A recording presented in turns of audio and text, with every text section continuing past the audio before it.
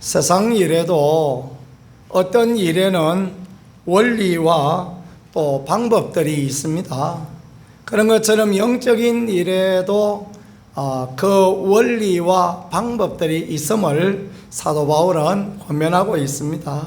그래서 고린도 교회의 사람들에게 권면하기를 거룩한 가정을 위하여, 거룩한 성도가 되어지기 위하여 어떻게 하라라는 그런 영적인 원리들을 오늘 말씀을 통하여서 그렇게 가르쳐 주고 있습니다. 첫 번째 원리는 7절입니다.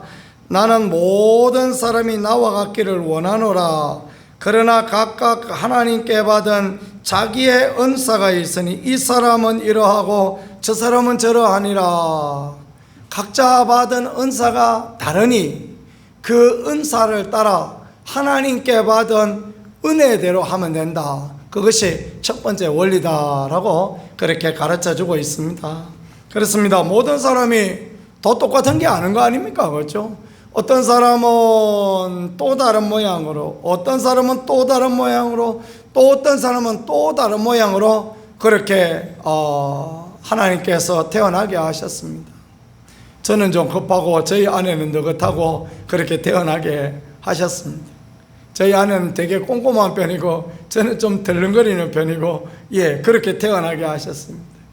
그 그대로 하나님이 그대로 하게 하신 대로 그대로 따라가면 됩니다. 근데 우리가 고마마 내 생각하고 다르니까 우리도 가끔 싸우고 여러분 가정도 가끔 다투고 그러지 않습니까? 근데요, 그래 봐야 됩니다. 왜냐하면 그래야 세상 가운데에서 살아갈 때도 우리 집 사람도 그런데 우리 남편도 그런데 그러면서 이해가 되어지는, 목사도 여러분 그래야 이해가 되어집니다. 그래야 아이고 우리 집도 뭐 그런데 목사님도 그렇지 하고 이해가 되어지. 목사는 천사 같다. 아닙니다. 목사는 천사 아닙니다. 목사는 목사일 뿐이지 목사가 무슨 천사입니까? 천사이라고 생각하면 그러면 실족하고 낭망하게 되어지는 거죠. 각자 자기 받은 은사대로 하나는 이러하고 하나는 저러하지만 그 자기의 받은 은사대로 하면 된다라는 것을 가르쳐 주시고, 첫 번째는요, 미혼에 대한 교훈을 말씀하고 있습니다. 결혼을 해야 되느냐 말아야 되느냐, 그 결론은 뭐냐? 각자의 은사가 있으니까 은사대로 하면 된다. 그러니까 결혼을 안 하고 못 견디는 사람은 결혼을 해야 돼요. 나는 밤에 아내가 없으면 도무지 잠을 못 자겠다, 아내랑 꼭 껴안고 자야 나는 자지, 나는 잠을 절대 못 잔다는 사람은 장가를 가야죠. 그렇죠? 그런데 나는 내 혼자 첫날 만날 혼자 있어도 아무 문제 없다, 나는 혼자 있는 조용히 사는 게 더 좋다, 그러면 굳이 뭐 하려고 가면 되겠습니까? 자기 혼자 사는 게 더 조용하고 더 좋죠. 그죠? 근데 대부분은 보면 아내가 없으면 하루도 살기 힘들고, 남편이 없으면 아이고 집이 텅 비은 것 같고, 그래가지고 우리가 다 결혼을 하고, 그래 우리가 가정을 꾸려가고 찢고 볶는 날도 있지만 행복한 날도 있고 그렇게 살아가는 거 아니겠습니까? 이게 하나님이 만들어주신 원리다라는 것입니다. 하나님이 만들어주신 원리. 하와는 좀 잘 속습니다. 그래가지고 뱀이 모든 과일을 먹지 말라 그러더냐? 그러니까 그러지는 않았는데, 야 이거 먹어봐라, 이거 먹지 마라, 이거 먹으면 하나님하고 똑같이 되는 거야. 그러니까 속아가지고 따먹고 남편에도 가져오지 않습니까? 남편은 어떻습니까? 굉장히 이성적입니다. 이 사람아 이거 먹으면 되냐고, 하나님 먹지 말라 그런 거 먹으면 되냐, 이렇게 나왔던 거 아닙니까? 그래도 아내를 이기는 남편이 없어요. 그러니까 선악과를 같이 먹고 그렇게 됐겠죠. 다 다릅니다. 다 다름을 통하여서 하나님이 일하시는 것입니다. 자, 고린도 교인들이 무슨 편지를 바울한테 보냈냐면요, 바울이 결혼하고 음행하고 이런 문제를 계속 이제 집중적으로 다루니까 바울이한테 한 질문이 뭐냐? 그러면 선생님, 장가 안 가면 어떻습니까? 시집 안 가면 어떻습니까? 그 이야기를 물어보는 거예요. 그래 바울은 무슨 이야기를 합니까? 시집 안 가고 장가 안 가도 괜찮다.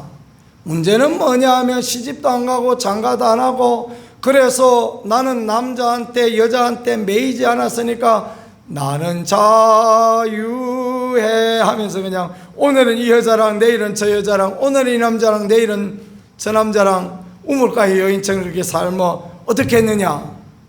되겠습니까 여러분? 안 되죠, 그렇죠? 사도 바울은 그 얘기를 하고 있는 것입니다. 그래 그런 식으로 하면 곤란하다라는 것입니다. 왜냐하면 사람 앞에 매이는 것, 사람 앞에 죄는 아닐지 모르지만 결혼을 안 했으니 그 사람한테 나무랄 사람은 없지만은 하나님 앞에 그것이 죄가 되어지고 또 음행을 피하기 위하여 남자마다 자기 아내를 두고 여자마다 자기 남편을 두라. 그래서 하나님이 허락하신 그 안에서 가정을 꾸리고 그 안에서 자녀를 낳고 그 안에서 하나님 주신 성적인 기쁨을 누리고 그렇게 살아가는 것, 그게 하나님 앞에 옳다. 왜냐하면 그것이 하나님이 허용한 하나님의 범위, 하나님의 말씀, 하나님의 법 안에 있는 것이다 라는 것입니다. 그런데 말입니다. 결혼하지 않고 하다가 보면 사단이 와서 엄단한 마음을 주고 참지 못하는 마음을 주면 넘어져서 그렇게 죄를 범하고 영원히 멸망의 길에 갈 수밖에 없는 그런 자가 되어지기 때문에 그래서 하나님께서 하나님의 법 안에서 결혼하라라는 거 그런 거 말씀하여 주시고 가르쳐 주고 있는 그런 부분이 오늘 말씀이 되어지겠습니다. 그리고 이제 또 하나는 뭐냐 하면 하나님의 법 안에 결혼함으로 서로가 서로에 대하여서 이제 지켜주는 그런 부분이 되어지는 것입니다. 아내는 자기 몸을 주장하지 못하고 오직 남편이 하며 남편도 그와 같이 자기 몸을 주장하지 못하고 오직 그 아내가 하나니 서로 자기 몸을 자기 마음대로 주장하지 말고 아내의 원함을 따라가고 남편의 원함을 따라가고 아내는 남편을 지키고 남편은 아내를 지키고 그리하여서 서로 죄를 범치 아니하고 서로 아름답고 복된 가정 만들어가라. 그걸 이렇게 말씀을 통하여 가르쳐주고 있는 그런 말씀이 되어지겠습니다. 그래 이것이 세상과 다른 것이 뭐냐 하면 세상은 자기 마음에 원하는 대로 합니다. 그래서 이웃집에 남자가 마음에 들면 바람이 나기도 하고 이웃집에 친구 부인이 마음에 들기도 하면 바람이 나기도 하고 그래서 또 자랑을 하기도 하고 세상은 그러지요. 근데 그리스도인은 그렇지 않습니다. 그리스도인은 오늘 말씀같이 아내는 자기 몸을 주장하지 못하고 아내는 왜 자기 몸을 주장하지 못하라 말씀하십니까? 그 남편을 행복하게 해주라 이 말입니다. 또 남편도 자기 몸을 주장하지 못하고 오직 그 아내가 하나니 오직 그 아내를 행복하고 즐겁게 하는 것. 십자가의 정신은 그런 거 아닙니까? 예수님의 정신은 내가 죽어서 네가 살 수 있다면 내가 죽는다. 그게 예수 그리스도의 십자가의 정신 아닙니까? 그죠? 우리 가정 안에 우리 부부 안에 우리 교회 믿음의 형제 자매 안에 이런 십자가의 정신이 세워져야 그래 행복한 가정, 아름다운 가정 되어진다 라는 그런 부분을 말씀하는 것입니다. 에이 내가 들어봐도 참는다 그게 아니고요. 그게 아니고 내가 예수님을 믿는 믿음 안에서 당신을 섬깁니다. 내가 당신을 예수님이라고 생각하고 섬깁니다. 남편은 아내를 예수님이라고 생각하고 섬기고 아내는 남편을 예수님이라고 생각하고 섬기고 그래야만 행복한 가정이 되어진다. 그것을 말씀을 통하여 우리에게 가르쳐 주시고 그 가장 기본적인 가정에 벌거벗은 것 같던 이 성적인 문제를 다룸으로써 오늘 우리가 어떤 정신, 어떤 마음으로 하나님 앞에 살아가는 것이 옳은 것인가 라는 것을 정확하게 보여주는 그런 부분이 되어지겠습니다. 교회도 마찬가지입니다. 내 좋을 대로 다 하고 내 좋을 대로 다 말하고 그러면 교회가 어느 교회가 제대로 쓸 수 있겠습니까? 그죠? 목사는 오늘 막 기분이 막 잔뜩 나빠가지고 강단에 올라가서 막 저주를 퍼붓는 설교를 막 하고 있고, 성도는 뭐 오만상을 찌푸리가 저것도 설교라고 하고 있고, 이러면 뭐가 되겠습니까? 그죠? 그러면 아무것도 안 되는 것입니다. 목사는 하나님의 말씀을 제대로 전하고, 성도도 마음에 좀 막 끌적지근하기도 하고, 그래도 아멘하고, 이래야 은혜가 되어지고 축복이 되어지고, 강단에서는 생명의 말씀이 선포되어지고, 또 성도님들은 아멘으로 그 말씀을 받고, 이래야 제대로 되어지는 거 아닙니까? 그죠? 그 십자가의 정신을 가지고 내 생각을 내려놓고 하나님의 뜻을 따라가고, 그게 하나님 앞에 귀하고 복된 그런 부분이 되어지는 것입니다. 때로는 목사도 이런 걸 설교 안 했으면 좋겠다, 그런 거 있어요. 자기한테 걸림이 되는 거, 그런 거 있잖아요. 그죠? 목사의 가정에 자녀들도 설교를 듣고 아내도 설교를 듣고 뒷꼭지가 따갑고 그럴 때가 있죠. 지나 잘하지, 아이고 강단에서 설교는 잘하네, 이렇게 이야기하고 싶은 그런 때가 있단 말이에요. 그러면 이제 목사도 설교하기 힘들고, 또 듣는 아내도 힘들고 자식도 힘들고 다 힘든 그런 부분이 되어질 수도 있을 거예요. 그러나 영적인 정확한 진리가 선포되어지고, 정확한 말씀 십자가의 원리가 세워질 때, 그때 전하는 자도 듣는 자도 다 복이 되어지는 그런 은혜가 있게 되어진다라는 것, 그것들을 이렇게 생각하면서 가야 되겠습니다. 그래서 7절에 나는 모든 사람이 나가기를 원하노라. 나와 같다라는 것은 바울이 독신으로 살았던 그 부분을 이야기하는 것입니다. 그러나 각각 하나님께 받은 자기 은사가 있으니 이 사람은 이러하고 저 사람은 저러하니라. 저는 그럴 일 없겠지만 아내가 없으면 저는 석 달도 못 견디고 결혼할 것 같습니다. 아니, 세상에 혼자 어떻게 살아요? 혼자 외로워서 못 살아요. 혼자 그냥 빈집에 혼자 그거 어떻게 살아요? 그래서 제가 늘 제 아내한테 하는 이야기는, 여보 건강하게 오래 살아야 된다, 항상 그 이야기를 늘 합니다. 사도 바울은 혼자 살아도 문제가 없었어요. 문제가 없는 사람은 혼자 살아도 괜찮은 거예요. 근데 나는 막 외로워서 도대체 못 산다. 우리 그 막내가 꼭 저를 닮아가지고, 우리 막내도요 외로워서 저 못 삽니다. 엄마하고 통화도 하고 아빠하고 통화도 하고 막 언니하고도 전화도 하고 친구도 전화하고 막, 요새는 그 핸드폰이 요금이 뭡니까? 정액제라 얼마나 좋은지 모르겠습니다. 매 시간을 붙들고 있어도 아무 문제가 없고 얼마나 좋은지 모르겠어요. 외로움을 많이 타서 그런 거예요. 서울 가서 혼자 사니까 얼마나 외롭습니까? 그죠? 그러니까 그냥 여기도 저기도 한 사람 이러고 한 사람 저러고 다르단 말이에요. 그러니까 우리가 다름을 인정하고 그 다름을 충족시킬 줄 알고, 그 다름의 문제를 주님의 마음으로 접근할 줄 아는 거, 이게 참 귀한데 그게 참 잘 안 되어지는 부분이 얼마나 많고 그렇겠습니까? 8절에 내가 결혼하지 아니한 자들과 과부에게 이르니 나와 같이 그냥 지내는 것이 좋으니라. 왜 그냥 지내는 것이 좋겠다 그랬겠습니까? 이 당시는 모든 사람들이 극단적인 종말론, 그런 생각을 가지고 있었습니다.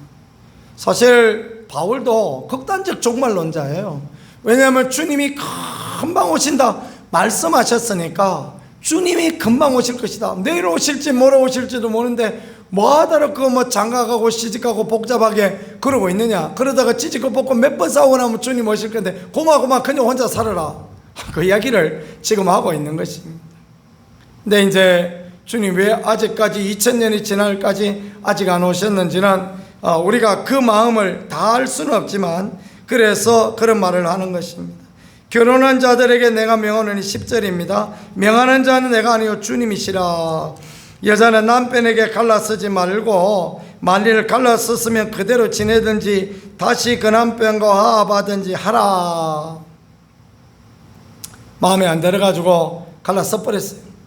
그래가지고 그냥 내 마음에 드는 딴 남자한테 시집을 홀라당 가버리는 이게 하나님 앞에 옳지 않다라는 그 이야기를 하고 있는 것입니다. 혼자 살든지 아니면 그 남편과 화합하든지 남편도 아내를 버리지 마라. 서로 비자간에 똑같다라는 것입니다. 이 결혼이라는 것이, 이 교회라는 것이 결국은 뭐 하려고 있는 것이냐면요, 십자가의 정신을 실천하기 위하여서 있는 것이 가정이고 그것이 또 교회라 하는 것입니다. 그러니까 내 마음에 안 들면 그냥 갈라서고 내 마음에 안 든다고 그냥 딴 사람하고 살고 이런 것이 하나님 앞에 옳지 못하다라는 것입니다. 교회도 갈라질 수 있어요. 갈라져서 더 큰 교회 되어지고 그런 경우도 있지만 어찌되었든 간에 갈라서지 아니하고 가정도 갈라서지 아니하고 형제도 갈라서지 아니하고 부모 자식도 갈라서지 아니하고 갈라서지 아니하는 것이 하나님 앞에 귀하다. 그 다음에 13절에 어떤 여자에게 믿지 않는 남편이 있어 아내와 살기를 좋아하거든. 믿지는 않는데 내가 당신하고 살아야 되겠다, 내가 당신 아니면 왜 살겠노, 막 그런 말을 하고 있으면 어떻게 해야 되겠습니까? 그 남자하고 계속 살아야 된다. 왜 그 남자하고 살아야 됩니까? 내가 믿음을 가졌기 때문에 내 믿음이 이 남자에게 전도가 되어지고 이 믿음이 나누어지고 이 남자가 전도받을 수 있고 또 나의 자녀들이 예수님을 믿을 수 있는 복이 되어지니까 그러니까 갈라서지 말아야 된다, 그 말씀하는 것입니다. 믿지 않는 아내가 있는 그런 집도 있을 수 있습니다. 그렇다고 해서 갈라설 수 있습니까? 그죠? 우리 그 고향교회에 집사님 한 분, 탁구장을 하던 집사님 한 분 계셨는데 이분은 참 믿음이 펄펄 끓어 넘치지는 못하지만 그래도 주의를 잘 지키시고 수요일도 와서 꼭 예배드리고 하는 그런 귀한 분이셨어요. 제 이름은 잊어버렸네요. 부인이 교회를 안 나와요. 부인이 안 나오니까 아이들은 웬걸로 나오겠습니까? 그죠? 그래도 변함없이 자전거시에 성경책 꼭 공부 들어매고 이렇게 주일 되면 교회 오고 그렇게 하셨는데요. 눈이 오나 비가 오나 그러셨던 모습들, 그 모습들이 그렇게 눈에 선하고 그렇습니다. 그러면 계속해서 이런 가정은 남편이 교회 와서 아내를 위하여 기도하고 자녀들을 위하여 기도하고 그리하여서 하나님은 화평 중에 너희를 부르셨느니라 15절 말미에 그렇게 말씀하지 않습니까? 그래서 화평하고 예수 그리스도 안에 하나 되어지고 이게 하나님 앞에 귀하고 하나님 앞에 복되다라는 걸 말씀하는 것입니다. 또 아내가 믿고 남편이 안 믿는 그런 집은 많죠. 그런 집에 남편 전부 쫓아내버리면 이 땅에 호레비들은 넘치고도 남을 것이다 생각할 만큼 많습니다. 네가 남편을 구원할는지 어찌 알 수 있으며, 이 말은 뭐 말인가 하면 남편이 나하고 같이 살고 싶거든. 그 남편하고 살면서 전도하고 그 남편하고 살면서 복음을 나누고 그 남편 구워 삼든지 어떻게 하든지 간에 하나님께로 인도하고 그 영혼을 천국에 보내는 것이, 그것이 하나님 앞에 귀하다, 그것이 하나님 앞에 아름답다, 그 이야기를 하고 있는 것입니다. 그렇지 않고 저 사람은 교회도 안 나가는데 쫓아내버려야 되겠다, 그게 하나님 앞에 귀하지 못하다라는 것입니다.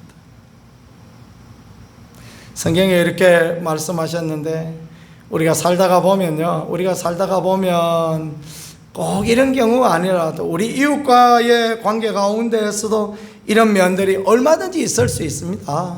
우리가 믿음의 형제들에게, 또 우리가 같은 믿음을 잘 가진 형제들에게 덕스럽게 아름답게 할 수 있는데, 믿음 없는 사람들에 대하여 색안경을 끼고 보거나 또 그 사람들을 무시하거나 그렇게 할 때가 얼마든지 있을 수 있다라는 거예요.